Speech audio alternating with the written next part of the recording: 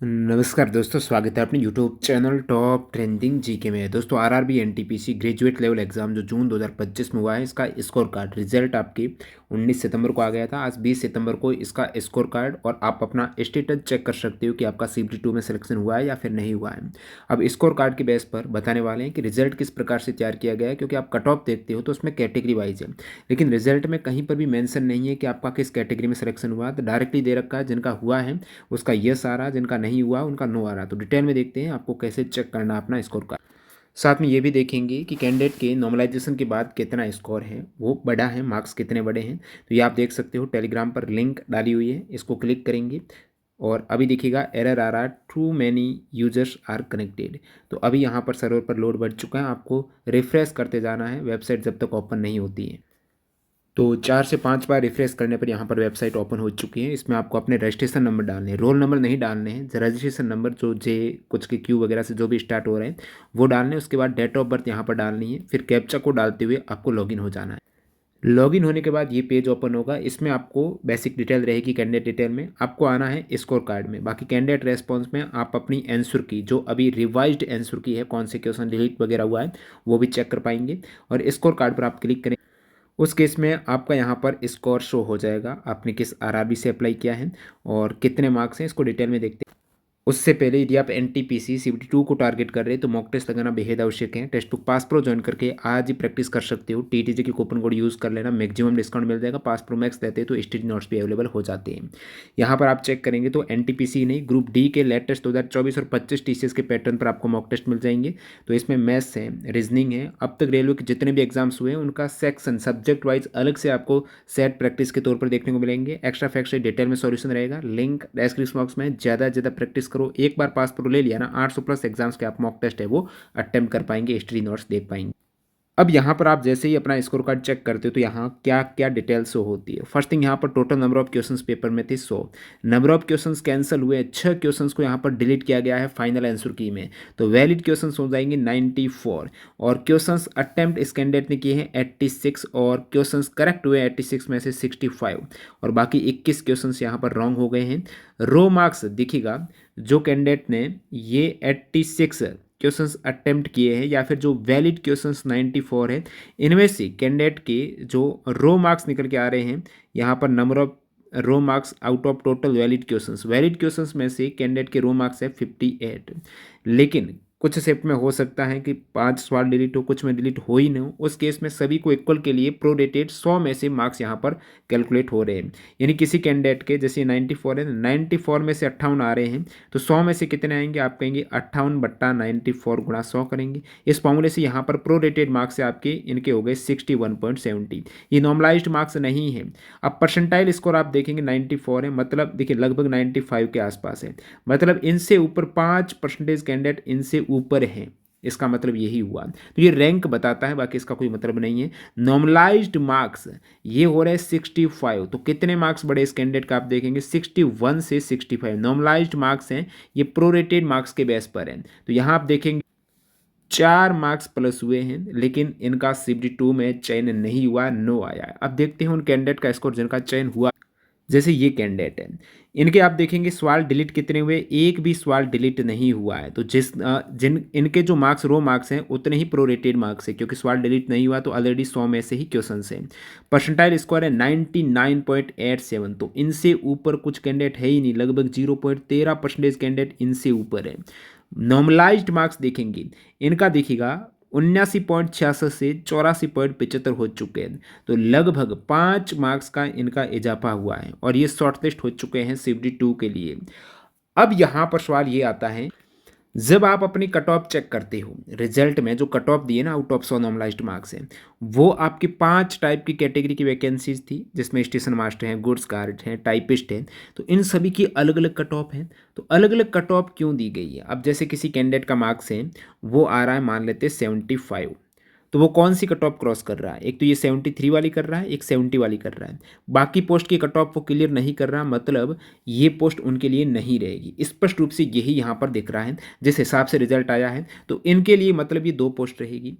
अब ये यदि ये कर देते, इस प्रकार कर देते, रिजल्ट में शो कर देते कि आपके लिए ये कैटेगरी की पोस्ट है, अभी इनके लिए आप एलिजिबल, लेकिन इन्होंने केवल यस नो किया है। जिस प्रकार 2019 का आप देखेंगे, जनवरी 2022 में सीबीटी फर्स्ट का रिजल्ट आता है एनटीपीसी का। शुरुआती रिजल्ट जो जनवरी 2022 में आया था ना, उसमें किस टाइप से स्कोर कार्ड था जो आज आपको देखने को मिल रहा है, ये सेम इसी टाइप का स्कोर कार्ड था, यस नो। लेकिन कैंडिडेट ने विरोध किया, क्योंकि उसमें हुआ क्या था कि रिजल्ट में 20 गुना कैंडिडेट लेने थे, उन्होंने यूनिक कैंडिडेट को न लेकर 20 गुना ऐसे कैंडिडेट ले लिए जो रिपीट हो रहे थे। जैसे लेवल 1 में किसी का हो रहा था, लेवल 2 में हो रहा था, लेवल 5 में हो रहा था, लेवल 1 तो नहीं था, लेवल 4 था। अब एक कैंडिडेट के रोल नंबर तीनों लेवल में आ रहे हैं, तो उनको क्या काउंट किया है, उनको एक बार काउंट ना करके 3 बार काउंट की, तो एक्चुअल में वो कैंडिडेट 20 गुना नहीं हो रहे थे। उस विरोध के कारण दोबारा रिजल्ट जारी किया, और दोबारा रिजल्ट में उन्होंने लेवल वाइज स्कोर कार्ड जब चेक कर रहे थे, तो लेवल वाइज बता रहा था आपके स्टेटस कि आपका लेवल 2 में हुआ है, 3 में हुआ, 4 में, क्योंकि उस समय सीबीटी 2 लेवल वाइज एग्जाम हुआ था। अब की बार जो सीबीटी 2 है ना, कॉमन है सभी लेवल, आपका कोई से भी लेवल में चयन हो रहा हो, जैसे इसमें लेवल 5 और 6 के, लेकिन एक ही एग्ज़ाम होगा सीबीटी 2, लेकिन कट ऑफ यहाँ पर आपको अलग अलग पोस्ट की अलग अलग देखने को मिल रही है। और रिजल्ट में जब तैयार रिजल्ट आ रहा था ना, उसमें पीडीएफ में क्या दिखा रहा था कि the candidate have been short stage as per the merit in first stage CBT duly considering their order of preference of various post. 5 type की पोस्ट हैं, उनकी प्रेफरेंस को ध्यान में रखते हुए उनको सीबीटी सेकंड के लिए शॉर्ट लिस्ट किया गया है। तो उनकी प्रेफरेंस यहाँ पर ली जा रही है सीबीटी फर्स्ट के रिजल्ट में। अब कोई कैंडिडेट ने यदि कोई प्रेफरेंस नहीं भर रही है, मान लेते हैं क्योंकि स्टेशन मास्टर गुड्स गार्ड में A2 मेडिकल स्टैंडर्ड चाहिए, काफ़ी कैंडिडेट का नहीं है A2, तो उन्होंने वो पोस्ट ही अपने प्रेफरेंस में नहीं डाली हो, तो आप मेरे को कमेंट सेक्शन में बताना, ऐसा कोई कैंडिडेट है क्या जिनके मार्क्स कम आ रहे हैं लेकिन एक कट ऑफ को क्रॉस कर रहा है, कोई भी एक कट ऑफ को क्रॉस कर रहा है, जैसे 71 है, लोवेस्ट कट ऑफ को क्रॉस कर रहा है, उसके बावजूद उनका नो आ रहा है, तब तो इसका अर्थ ये हुआ कि उस कैंडिडेट ने वो प्रेफरेंस नहीं डाली है, तभी वहाँ पर नो आ रहा है, यहाँ से प्रेफरेंस ली जा रही है सीबीटी फर्स्ट में, ये हो जाएगा। तो आपका कमेंट करना क्या आ रहा है स्टेटस, बाकी आप मेरे को मेल कर सकते हो toptrendinggk@gmail.com। जो भी आपका रिजल्ट रहा हो, जो भी आपको गड़बड़ी लगती है कि मेरा चयन नहीं हुआ, कट ऑफ से ज़्यादा मार्क्स हैं, तो ज़रूर आप मेल करना toptrendinggk@gmail.com।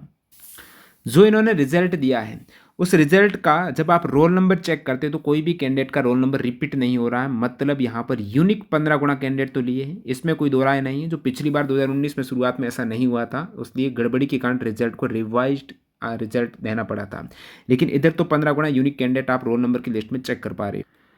बट अभी जो स्टेटस है, इसमें कहीं पर भी आपका कैटेगरी, कौन सी कैटेगरी में आप सेलेक्ट हुए हो, इसका मेंशन नहीं है।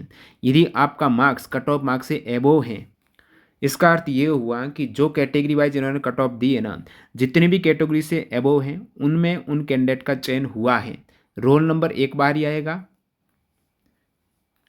जो एबोव मार्क्स है उन कैटेगरी का चयन हुआ है, फिर सीबीटी 2 में वो डिफाइन करेंगे कौन सी कैटेगरी में उनको फाइनल करना है सिलेक्ट।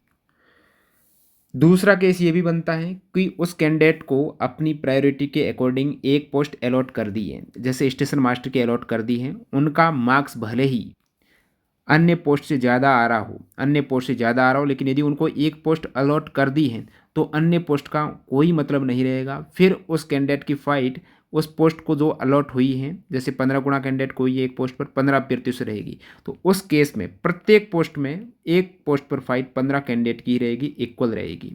लेकिन यदि इन्होंने इस प्रकार न देकर एक कैंडिडेट का स्कोर अच्छा मार्क्स आ रहा था, तो उनको बाकी बची हुई जो लो कट ऑफ है उनमें भी चयन दिया किया जा रहा है। जैसे ये अच्छा मार्क्स वाली हैं, लेवल 6 की हैं, तो बाकी लेवल 5 में भी उनका हो रहा है मान लेते हैं, तो लेवल 5 में वो कंसीडर होंगे, और लेवल 5 में ऑलरेडी यूनिक 15 गुना कैंडिडेट